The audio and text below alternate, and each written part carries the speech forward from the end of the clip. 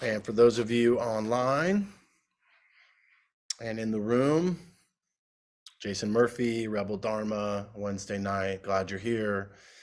Thank you for those attending here in person and online. Appreciate you. Is there anyone new to the group online? Looks like some of the same old faces.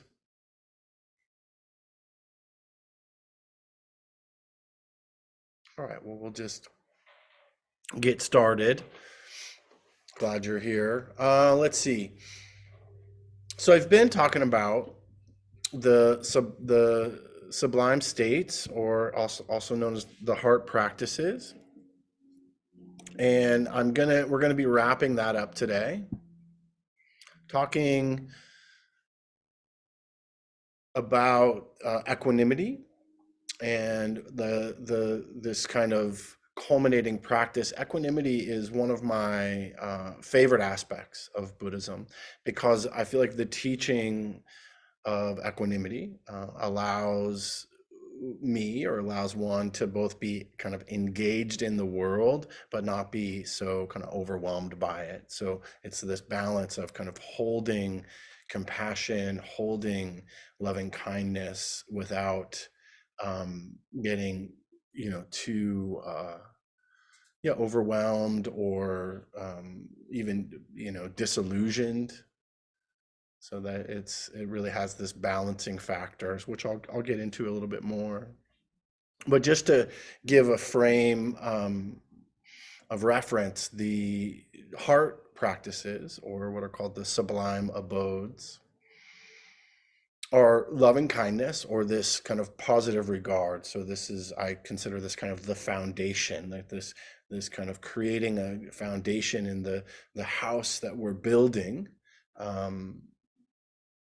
And we are the construction workers of our own hearts and minds. So this foundation of loving kindness or positive regard is the place where we start. And I think a lot of the work of positive regard really is about, can we be friendly or kind to ourselves? Establishing that as a foundation, and then how that will hopefully naturally, be extended outward. And so that's the kind of first aspect of the heart practices. The second is known as karuna, or compassion. And so I've talked about each one of these, and I'll just go briefly over them all. But the compassion is this movement, this care for the world, but also this care for our own suffering. So it's not only seeing the suffering in the world, but also our own suffering. And there's also this recognition that, there's pain and there's suffering, and that the pain, as you've probably all heard before, right, that pain is mandatory in this life, being born into these meat suits, and from our birth date to our death date, it's a mad dash. We don't know how long any of us have. And the recognition of pain, and seeing that there is the pain and discomfort of this life, or being in this body, or getting older, or getting sick, or any of these types of aspects, the appropriate response is compassion, is the care, and the care towards our own pain, from the Buddhist perspective, alleviates suffering. So suffering is the optional component, right? And one of the ways in which it's often described is, if you there's a story called the two arrows, or the two darts, and that we all are being shot by the first arrow of life, which is all of the things I mentioned: old age, sickness, death, praise and blame, and just, relationship issues, just all of the vicissitudes, so, which is what we'll talk about a little bit more, or sometimes called the eight worldly winds, just the aspects of life that can be really challenging. And suffering is taking a second arrow and stabbing ourselves with it as a way to avoid the pain of the first arrow. So the work to do here with positive regard or loving kindness and compassion is to begin to attend to the wound of the first arrow instead of kind of causing more pain and or layers of what we would call suffering or dukkha. And then the balance here is that the next kind of aspect of these heart practices is known as mudita, or selfless joy. And so where we're making room for kindness and friendliness, which is also the antidote to resentment and anger, fear, we turn towards suffering and recognizing and seeing suffering, and that we can transform perhaps our own relationship to pain and not cause suffering for ourselves, and perhaps even help to alleviate suffering for others. Although that's not the main goal. Like this idea of compassion can be, we want to alleviate the suffering of the world, like, world peace or something like that, abolishing racism, which of course is a wonderful ideal, yet not very realistic. And so equanimity kind of points to some of the balancing of, so not being kind of disillusioned by, let's say, like positive regard for all beings all the time, everywhere. It's a wonderful ideal. But when we are confronted with our own hatred and resentment and ill will, the equanimity steps in to balance that. The other piece is selfless joy. So this idea of selfless joy, or mudita, is, and this is what we worked on last week, is kind of taking account, or just like allowing in the goodness or the gratitude of this life. So it's not just all about suffering and resentment, that we're actually looking at and celebrating in the successes, our own joys, and the successes and the joys of others. And sometimes we talk about this very practically as gratitude. So this last piece, known as equanimity, is really kind of the glue that holds all of these heart practices together. And I'll just read this piece here that says, this is what the Buddha taught. Upekkha, equanimity, establishes an even and balanced mind in an unbalanced world, with fluctuating fortunes of circumstances, gain and loss, and fame and ill repute, praise and blame, pleasure and pain. Equanimity also looks upon all beings impartially as heirs to the results of their own actions, without attachment or aversion. So equanimity is the serene neutrality of the one who knows. And I think the question can be, the one who knows what? The one who knows karma.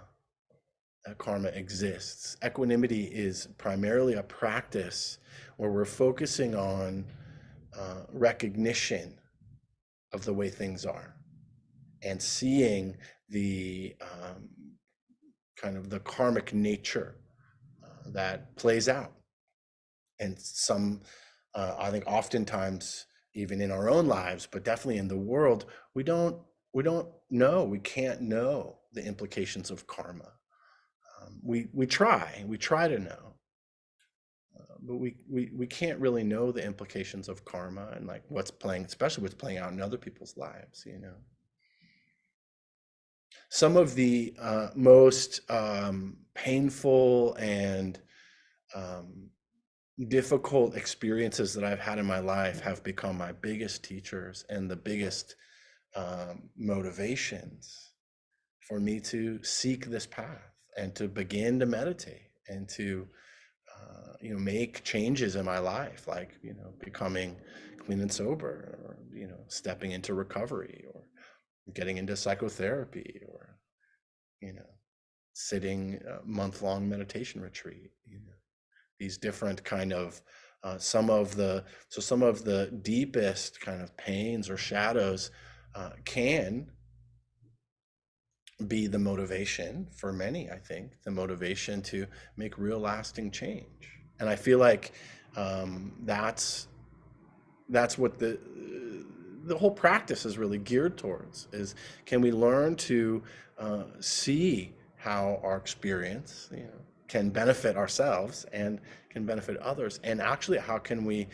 be released from some of the things that we may carry as identity, identification, which continue to cause suffering.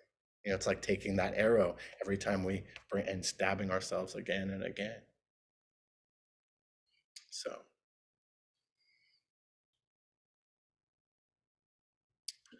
So just, I felt like I just wanted to kind of say that much about equanimity and kind of get us caught up, and then we're going to do a practice of equanimity, and I'll go over some of the traditional phrases. But there's this piece that I read in the that little intro, which is known as the Vistitudes, or the 8 worldly winds. And this is one of the aspects that I really love about equanimity, because equanimity just says, let's see the rise and fall.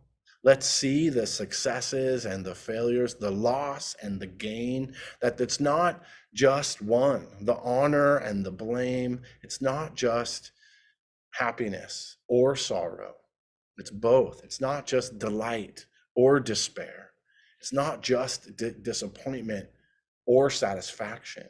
And I think one of the ways in which, we are deluded, which is one of the ways in which the Buddha really talked about the ailments of us as humans, is that we want it to either be one way or the other. And there are some people I know that are, they just want they just want to be in despair all the time. Or it's like, I just want to be in sorrow, because then at least I know. And sometimes they're maybe rejecting the joy.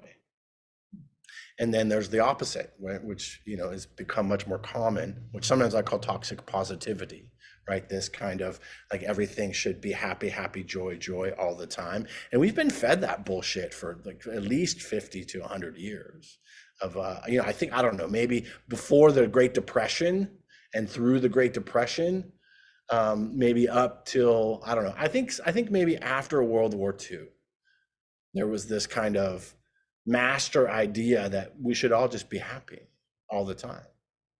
That's what it seems to me, like looking historically. And the equanimity really points to that, there's all of these things that are happening simultaneously, and can we learn to kind of be with them all, right? So the waves of emotion that carry us up and fling us down, the sooner that we find a resting place, then we have more kind of power in it's like, when you try to resist in the ocean, just like being in the ocean, trying to resist the waves is just going to help, you're just going to get more pummeled. You have to find a way to work with that, to know the timing, that you can duck dive, or you can go over or ride. I feel like that's the same way we're trying to find this balance. Yeah.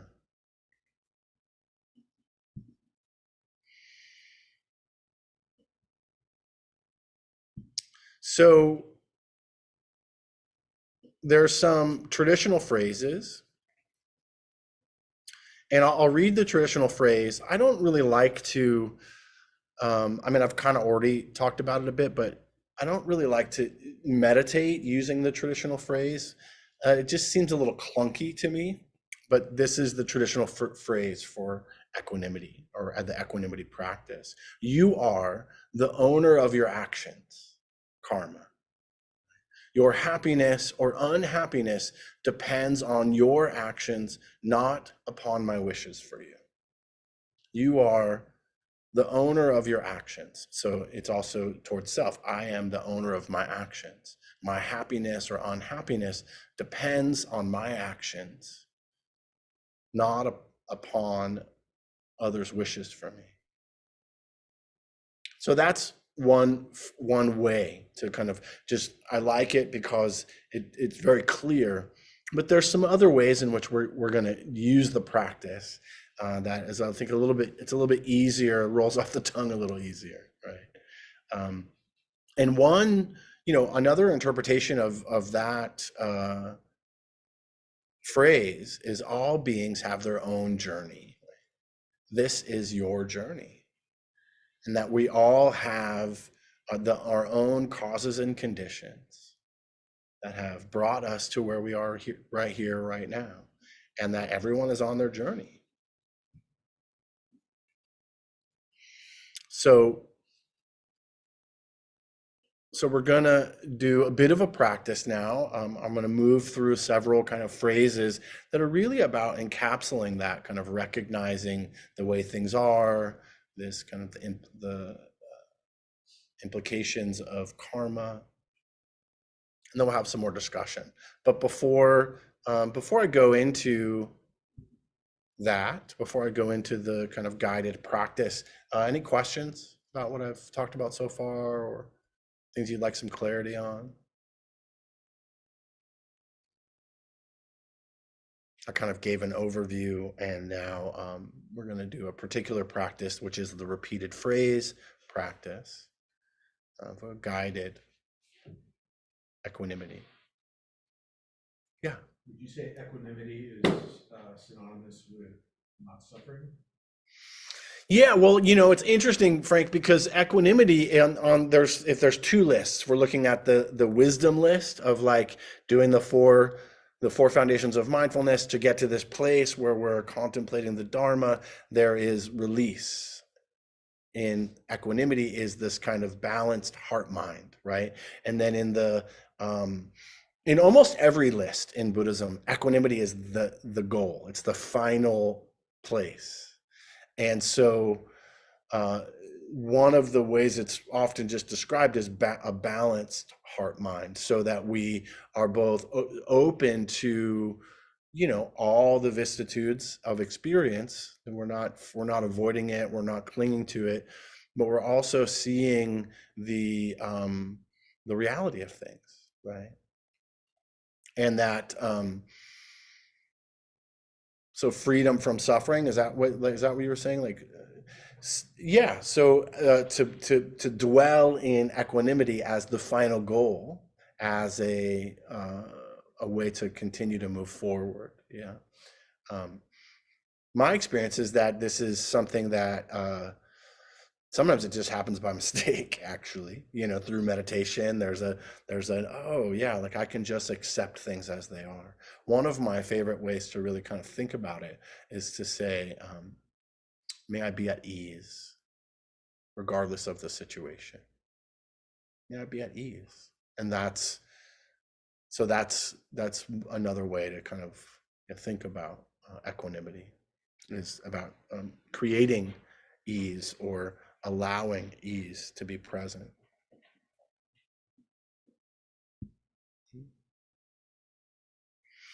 All right, so let's go ahead to find a practice or a posture that's workable, that's sustainable, where you can feel relaxed and alert, and we'll get a little bit more into this after the practice. It's important with any of the heart practices to find a posture that is workable, sustainable, where you can feel relaxed.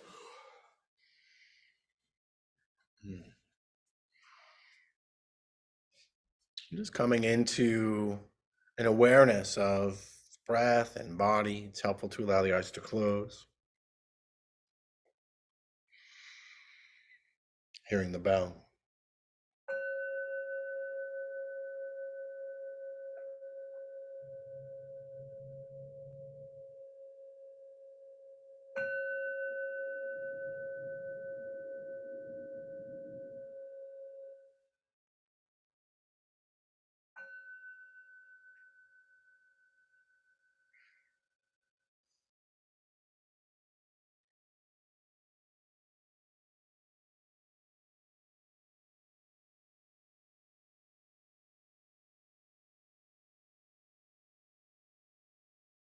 So bringing in this awareness of this heart practice,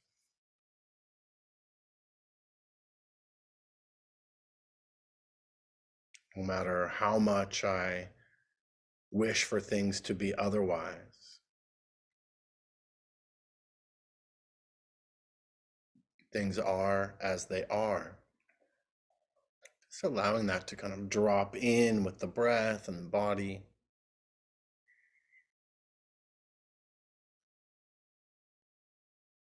Breathing into your heart space or center.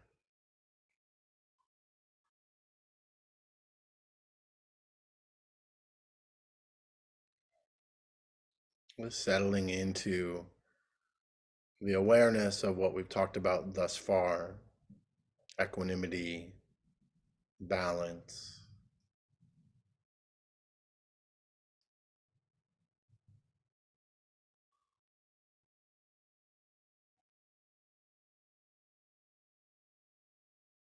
And just thinking about your own relationship to success and failure, loss and gain, honor and blame,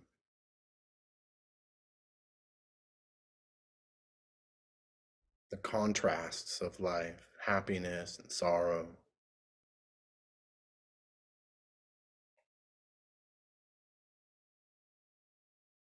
delight and despair.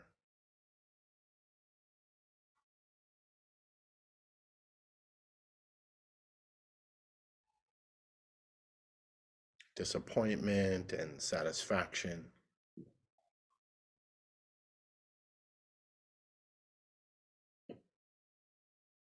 hope and fear.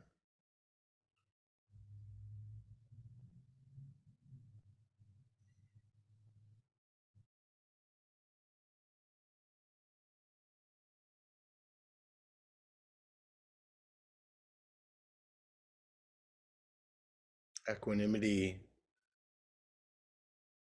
holds all of these experiences.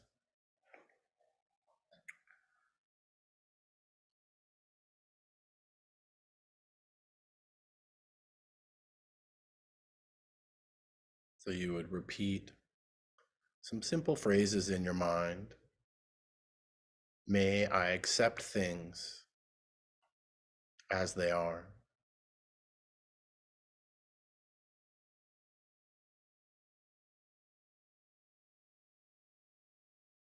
Just repeating that phrase. May I accept things as they are.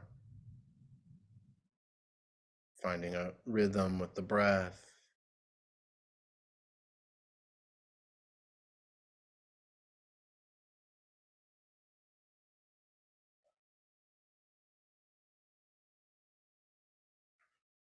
May I be balanced and at peace.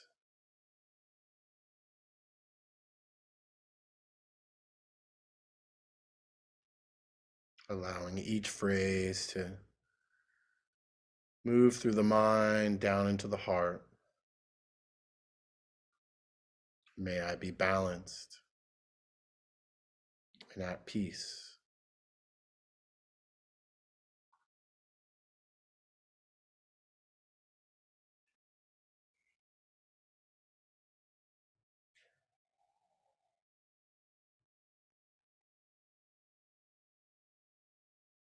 May my heart be big enough to hold the joys and sorrows without being overwhelmed by them.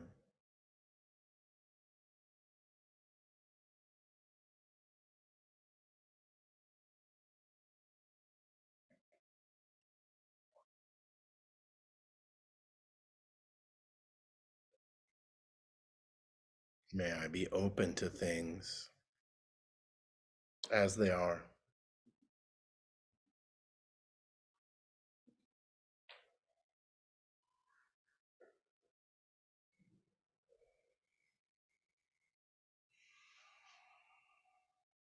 May I be balanced and at peace.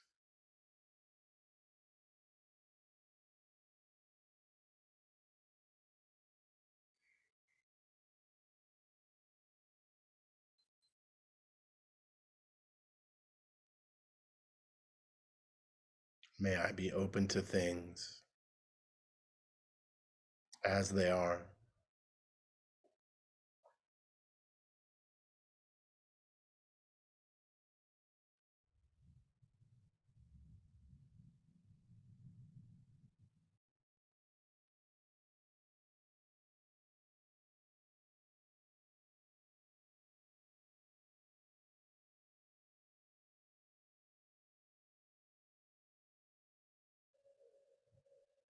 May I be undisturbed by the comings and goings of events.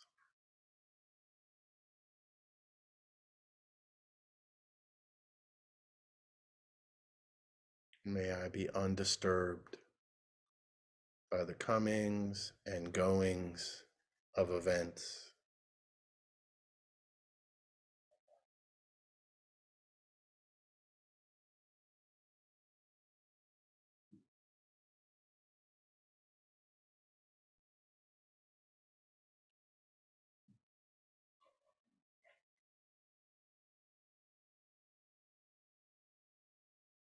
Things are as they are.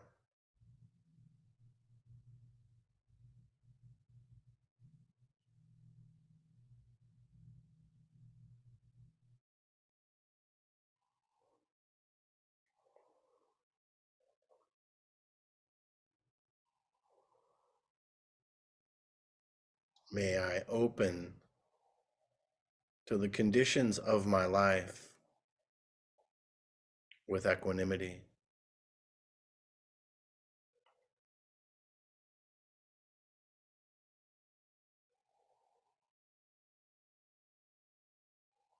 May I open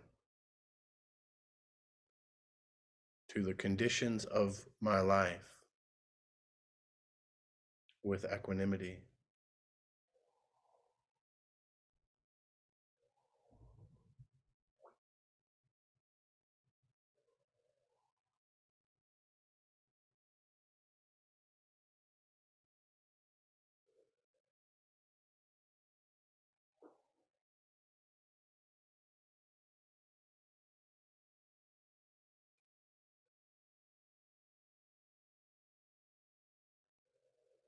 May I open to the conditions of my body and mind with grace.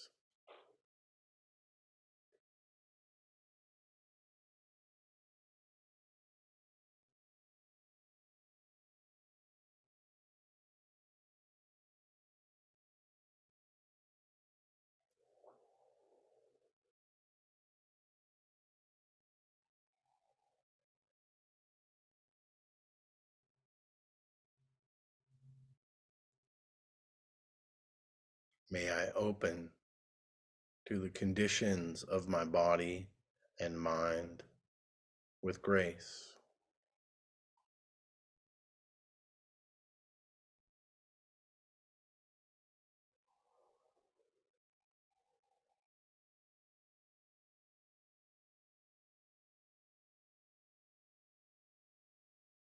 Pleasure and pain arise and pass away.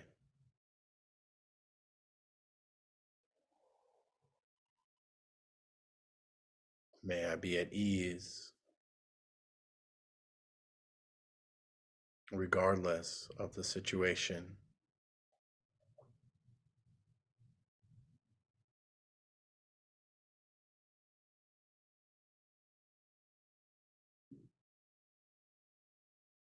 May I be at ease.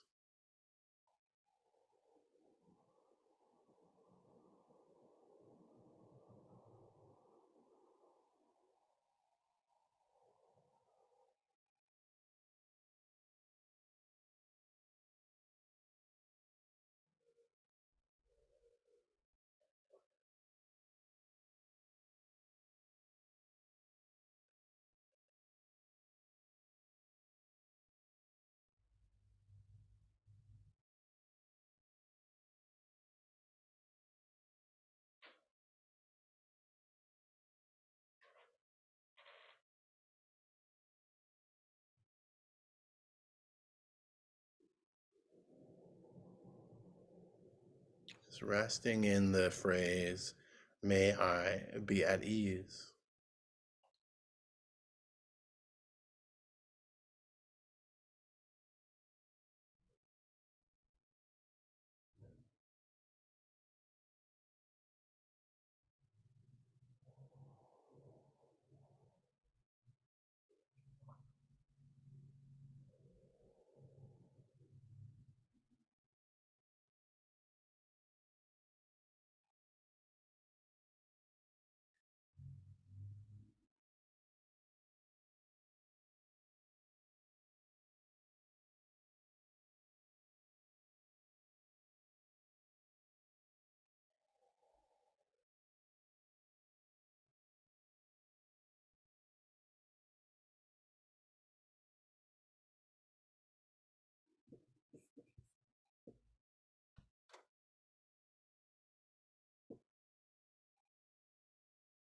May I treat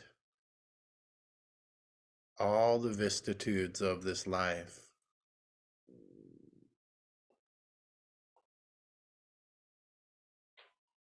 gain and loss, fame and ill repute, praise and blame,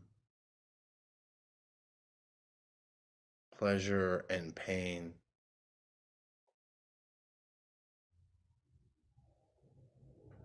with ease.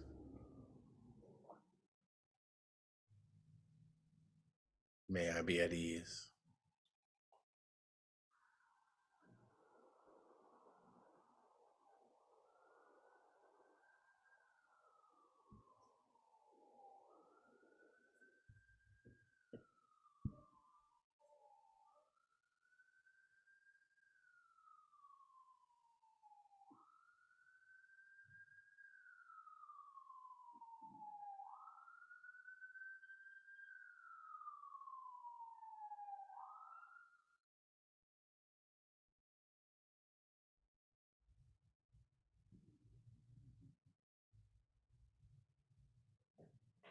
All beings experience joy and sorrow,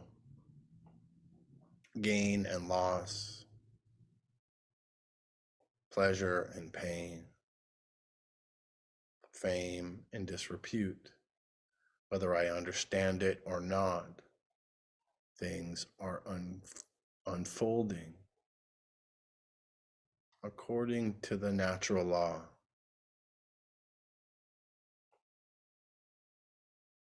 This is the nature of life.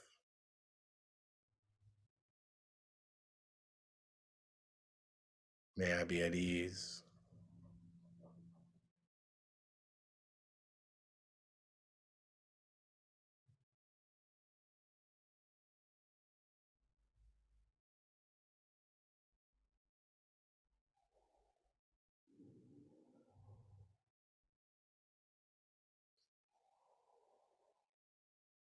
As we begin to expand out, perhaps thinking of someone in particular that you would like to increase your equanimity with, someone who is challenging for you.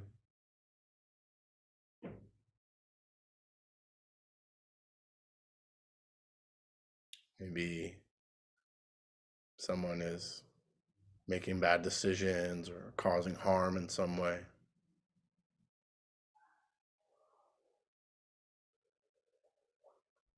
Causing harm for themselves, suffering.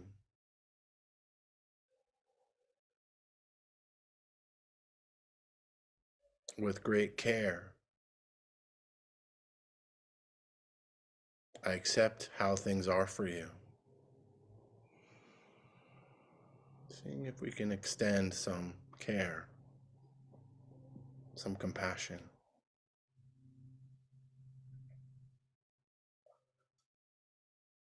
With great care,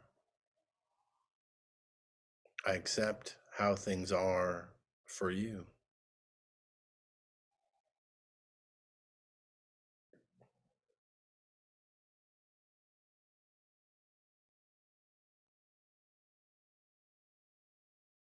I will care for you, but I cannot keep you from suffering.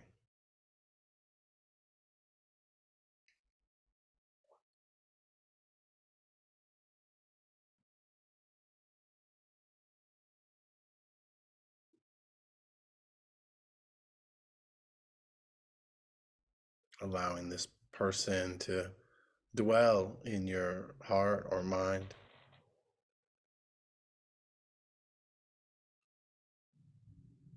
I will care for you, but I cannot keep you from suffering.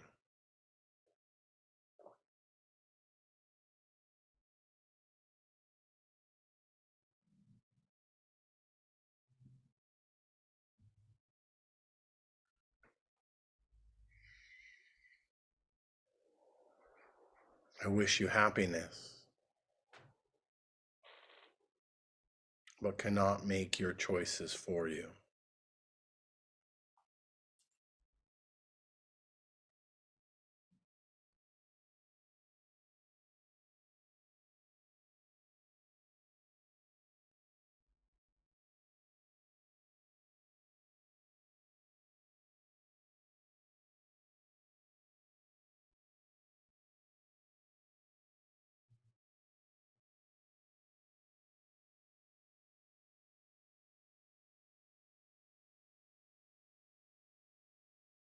May I be at ease.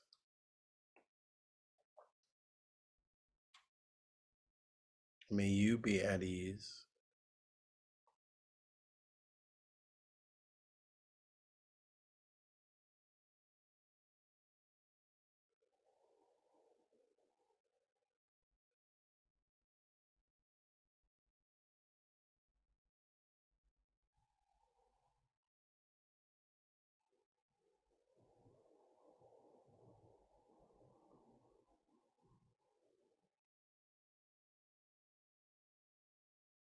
And if you can, expanding out in all directions, all beings are heirs to their own karma.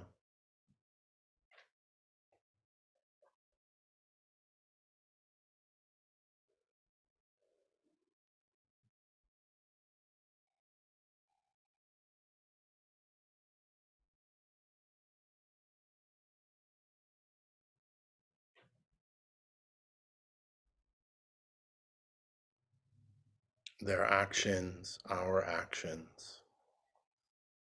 happiness or unhappiness depends on our actions, not on our wishes. All beings are the owners of their karma.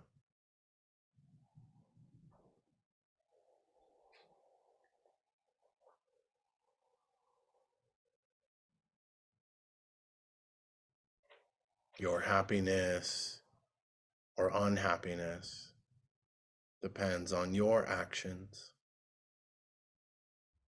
not my wishes for you. Coming to some recognition of that.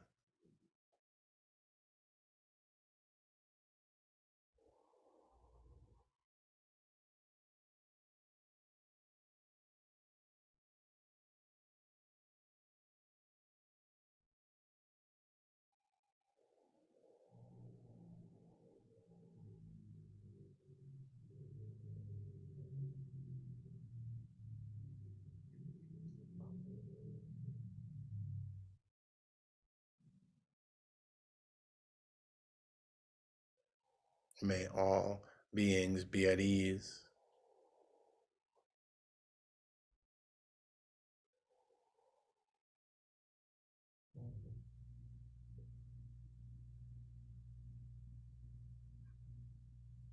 May all beings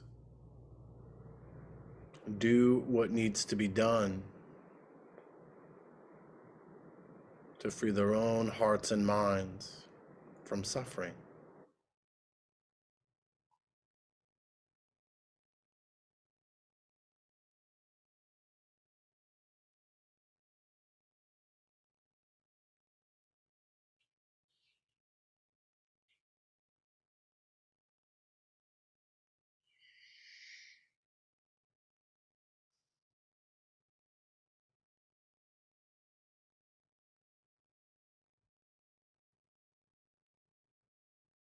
Just resting in this heart of equanimity.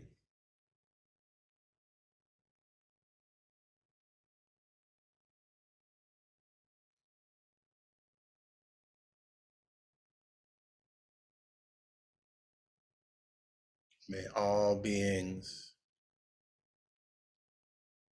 be at ease.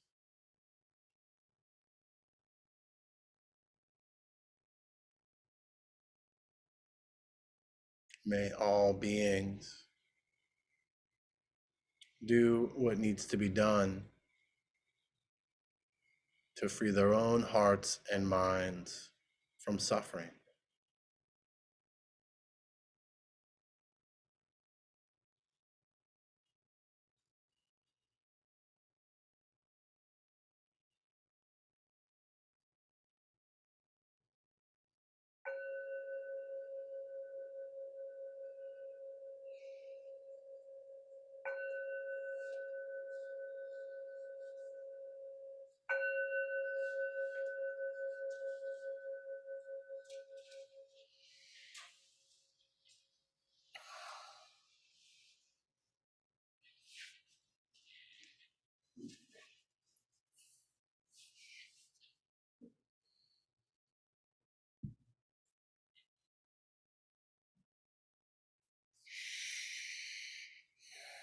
Okay.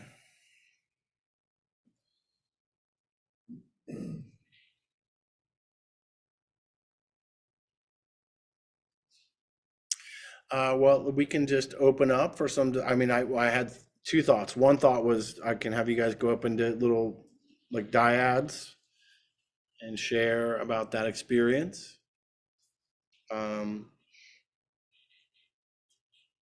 so why don't we do that? Why don't we just turn towards each other, and then we'll come out and have a larger discussion after that. So we'll take a few minutes. Just what was that like for you? Was it hard to resonate? Was there certain phrases? Just turn towards someone next to you. Could be a couple of you. It could be 3 and 3. Actually, it's fine. Hey Jason, I don't have the ability. Oh, I guess can you give me co-host abilities? My phone won't let me do it. Oh. I switched to my laptop. Right. Got you. Got it. We'll see you in a little bit.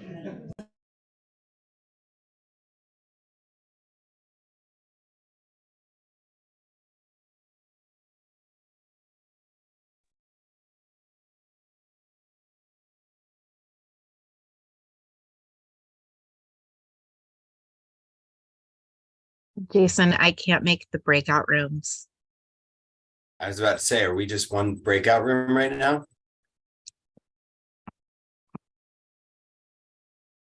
That's what it seems like. Yes, just be a breakout room. Oh, okay.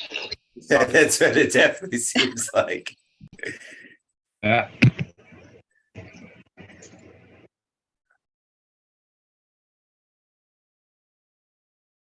Who wants to start us off? Not it.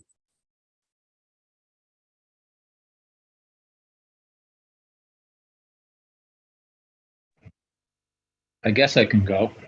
There you go, Mike. Wait, I have the ability now, everybody. Stand by, just one. Okay.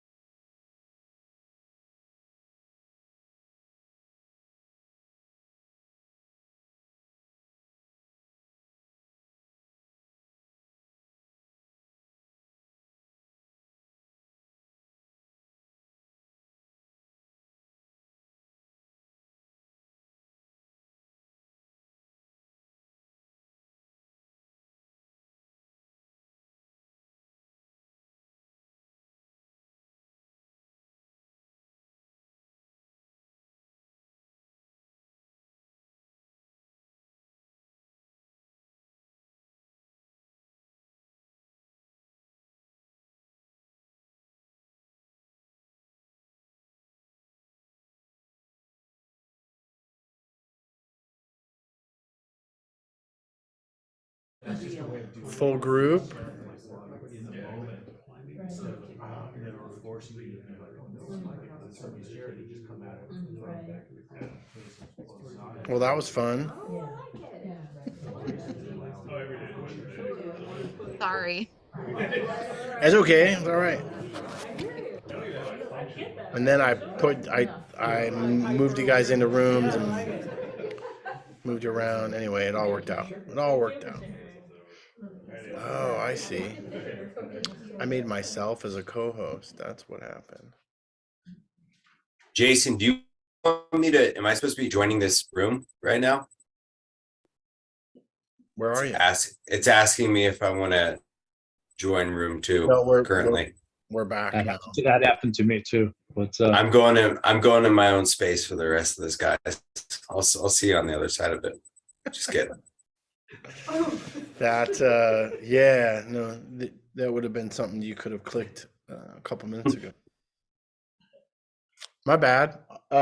So, all right. Well, let's have more of a full discussion. How was that for people? Any kind of questions about kind of equanimity? You know, I mean, I want to say like equanimity to me is a concept that is beyond my full understanding. You know, it's something that I read about. It's something that I have heard teachings on. And, you know, kind of to Frank's question earlier, to me, when one really understands equanimity, they are enlightened. Yeah, they're an enlightened being. It's the 10th of the 10 perfections to become enlightened. It's the 7th of the 7 factors of awakening. You know, so it's at the end of every list that is about waking up, yeah, or, you know, experiencing wisdom.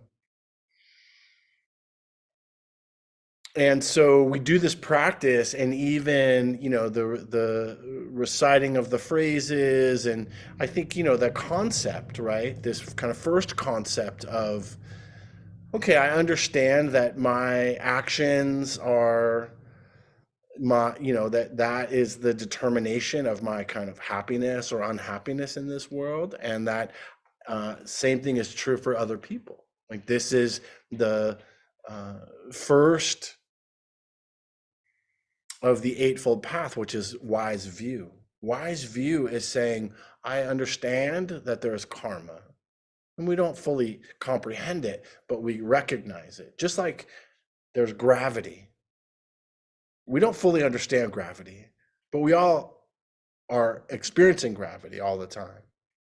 And now this is a good way, I think, of comparison with karma in this way. We don't fully understand karma, and we may never. Matter of fact, the Buddha said it's incomprehensible to understand our own karma, the implications of karma. And instead we're working with what we have, working with what's happening now. That's really all we can do.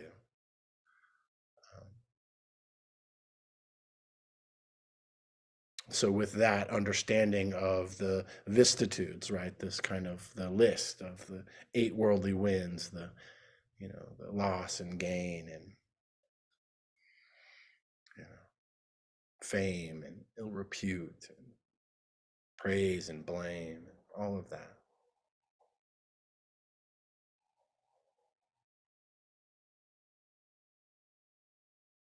Yeah. So just to say that much, it's a practice that I feel like is a little bit more intellectual than experiential for me. And has been.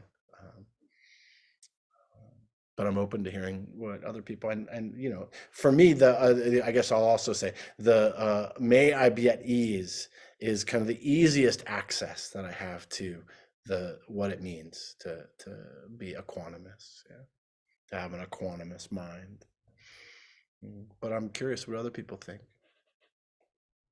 or what came up for you online or in the room.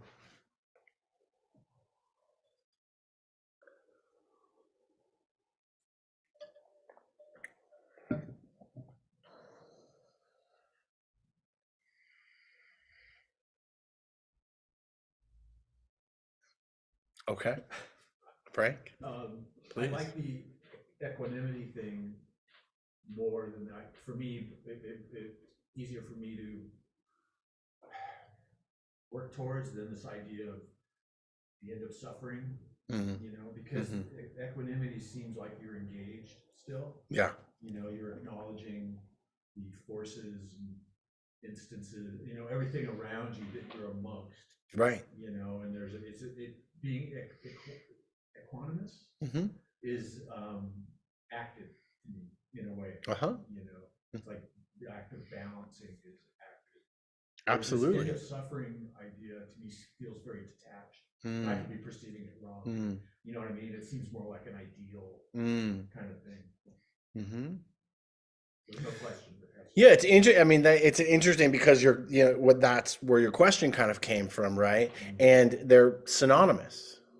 This kind of idea, that's what I was kind of just saying, like this idea of it residing. What did the Buddha do? What is this? This is considered kind of an equanimous posture, right? The kind of being with things as they are, not being knocked off kilter by the storms of our own emotional turmoil or external turmoil. That's, to me, what being awakened means. There's also a whole piece around kind of seeing the wisdom of that, seeing the wisdom in an equanimous view. Yeah, so great. I mean, it's just again, like we often kind of get into, it's this kind of shift in perspective, and just, oh, well, if we say it this way. I had this conversation with someone a while ago about forgiveness, and they were like, forgiveness is so hard because the language, and it's such, so Catholic, or has such a kind of connotation of forgive and forget. And so we came to this kind of, well, let's call it release. And then that was, well, I can do that. I can release my anger, my frustration, my desire to want to retaliate. I could release that.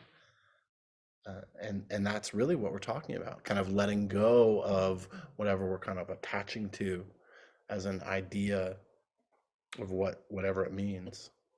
Yeah, it's my thoughts about it. I appreciate what you're saying. Mike, you have some thoughts about it, comments? Yeah, something that comes to mind now, and I think it comes off with what you said about it being like incomprehensible to like fully get it, I guess. Mm. That it makes me think of like something I heard, like sacred pause, like just because I feel like aversion and afflictive emotions are gonna come up, but that pause and that witness position, um, to kind of like touch into it and lean into it and attend to it with the other Brahma Viharas, like kindness and compassion. Mm. And I kind of feel like there's no cap and gown of graduation, like with it, like, oh, like, and this goes to striving. It's like here and now, like I guess like incrementally, I'm seeing that more and more and more, that it's always here and now. Mm. And it's like, I mean, that's what came to mind when you brought the part of it, like being incomprehensible. Mm-hmm. Yeah.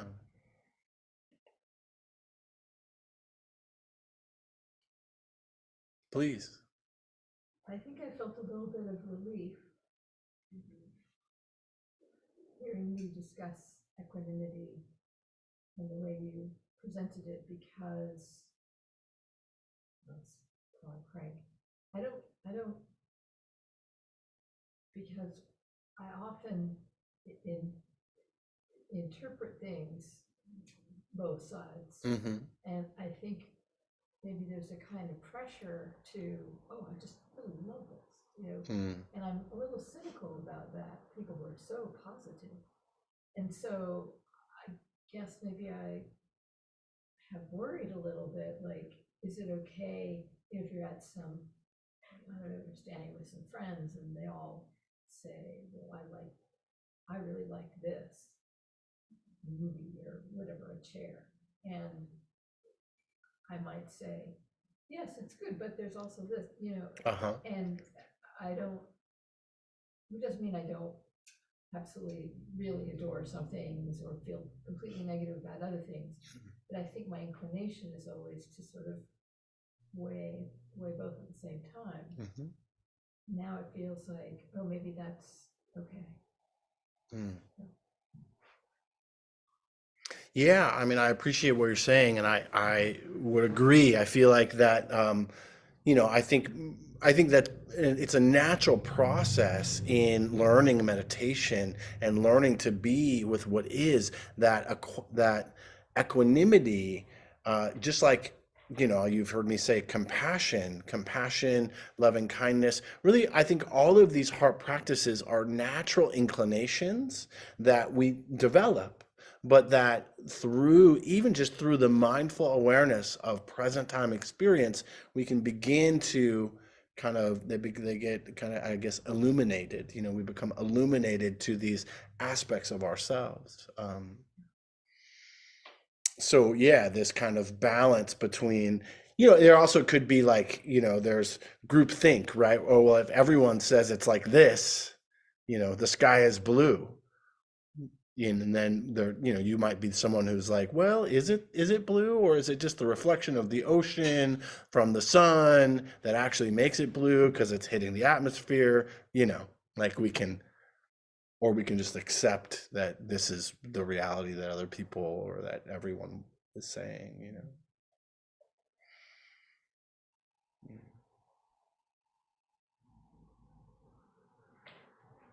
Yeah, I think it's good. I think that's one of this is also another way to kind of talk about equanimity, could be like discernment, the discerning things as not good or bad, but just both and is another way of kind of thinking about it from a more kind of psychological perspective. So can we increase discernment? Discernment is the removal of the judgment that would be clouded by uh, a perceptual database and or emotional experience.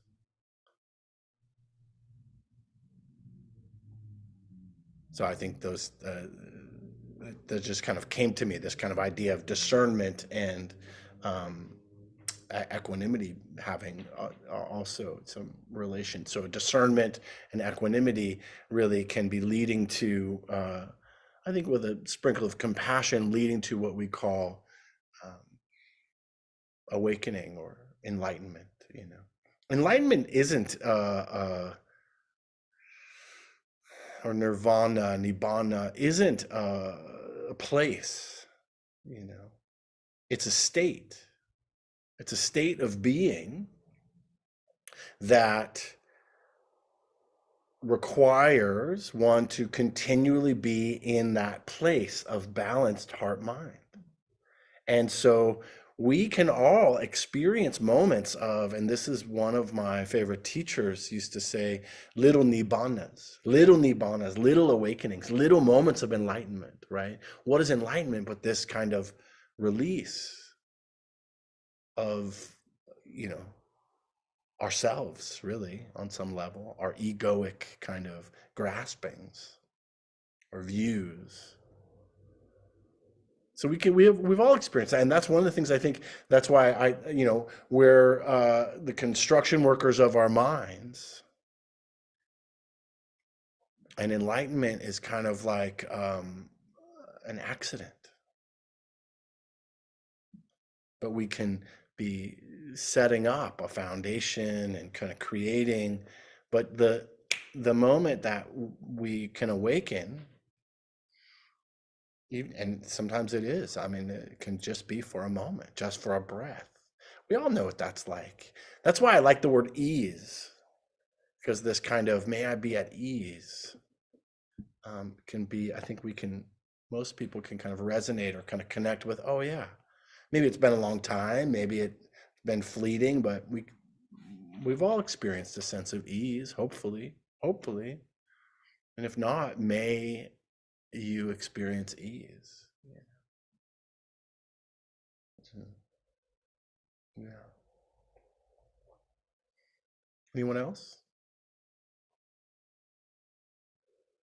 Anyone who hasn't shared yet?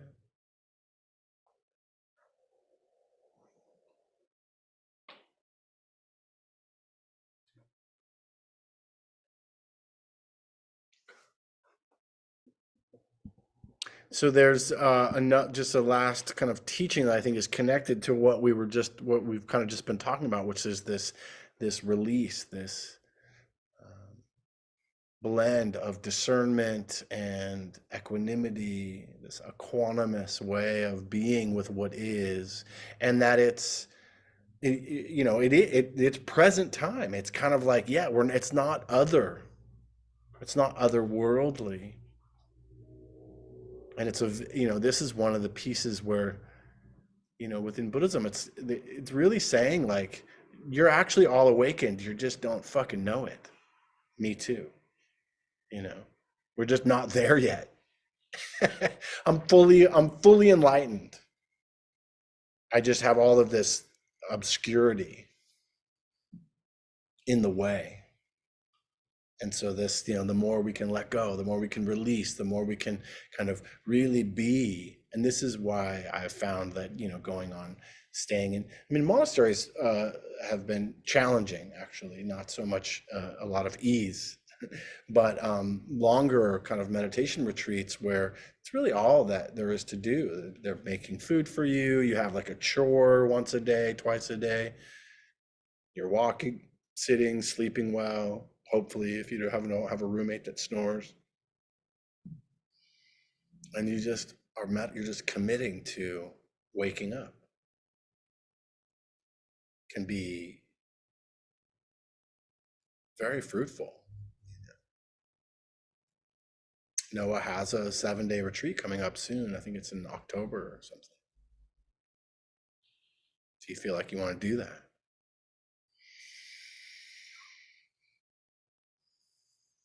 Says the Buddha. This is from a teaching in what's called the Udana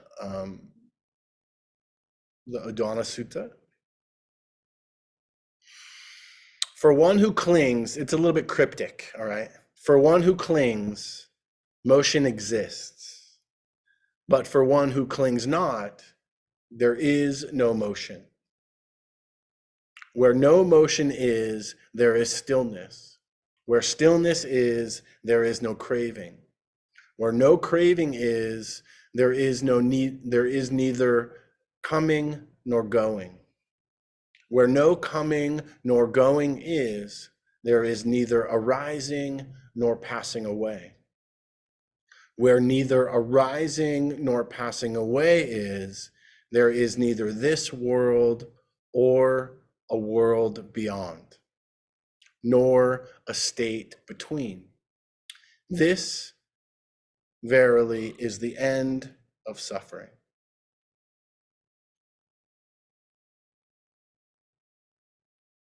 For one who clings, motion exists, but for one who clings not, there is no motion. Where no motion is, there is stillness. Where stillness is, there is no craving. Where no craving is, there is neither coming nor going. Where no coming nor going is, there is neither arising nor passing away. Where neither arising nor passing away is, there is neither this world nor a world beyond, nor a state in between. This verily is the end of suffering. So I think I'll leave you with that for tonight. And I appreciate your participation. Sorry about the snafu with the groups in Zoom. And yeah, this center is run completely on the donation of those who attend. So there is an opportunity to donate to Against the Stream, the center. There's a bowl, there's a QR code. You can always go to Against the Stream if you're online and donate.